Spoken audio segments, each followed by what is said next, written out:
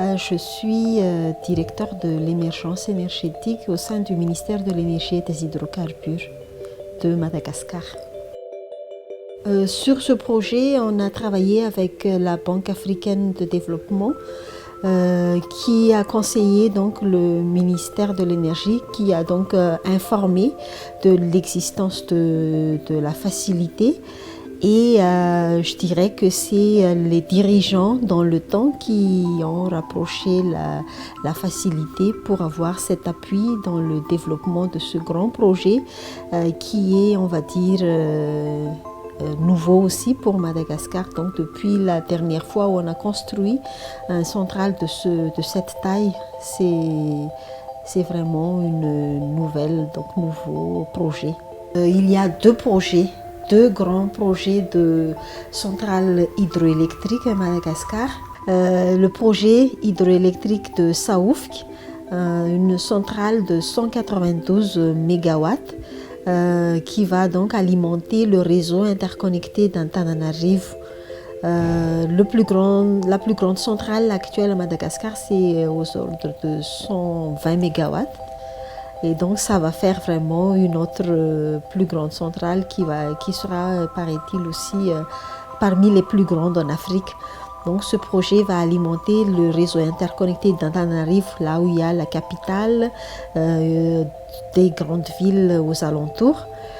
Le deuxième projet, l'autre projet, donc c'est la centrale hydroélectrique de Voulbé, et est plutôt à l'est, qui alimente d'abord le réseau interconnecté de Thomas, là où il y a le port de Madagascar, et aussi le réseau interconnecté d'Antananarivo, là où il y a la capitale. Donc ces deux réseaux aussi seront donc interconnectés. Et le projet, c'est 90 MW.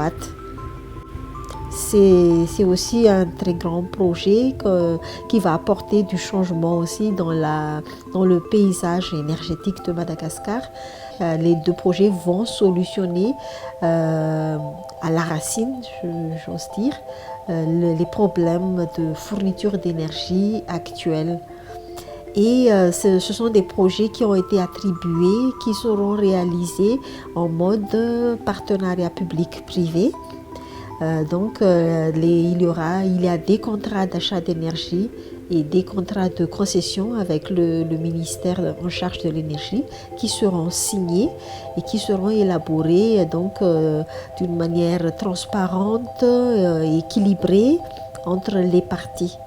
Donc c'est là qu'interviennent la LSF qui appuie la partie Malagasy. Donc la partie Malagasy, il y a le ministère en charge de l'énergie, le ministère en charge des finances, la JIRAMA, la Société nationale d'électricité, et aussi il y a le régulateur.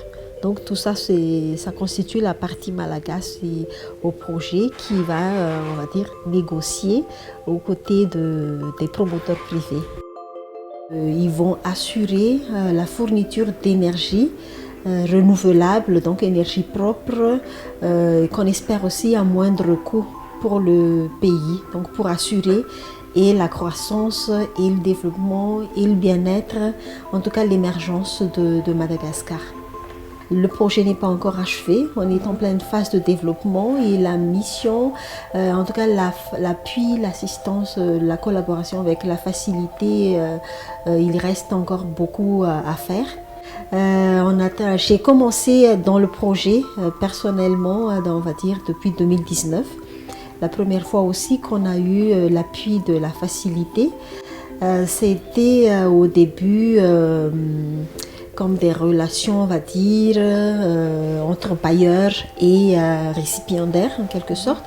Mais au fur et à mesure qu'on a travaillé ensemble, c'est devenu vraiment comme on est du même camp maintenant. On travaille en équipe et du même camp, donc face au secteur privé pendant les négociations, l'élaboration, le développement des projets. Le projet va avoir des grands impacts sur le pays. Déjà, ce sont des grands projets de centrales hydroélectriques on n'en a pas ça au pays. Et il paraît même qu'en Afrique, c'est le 4e projet le plus grand.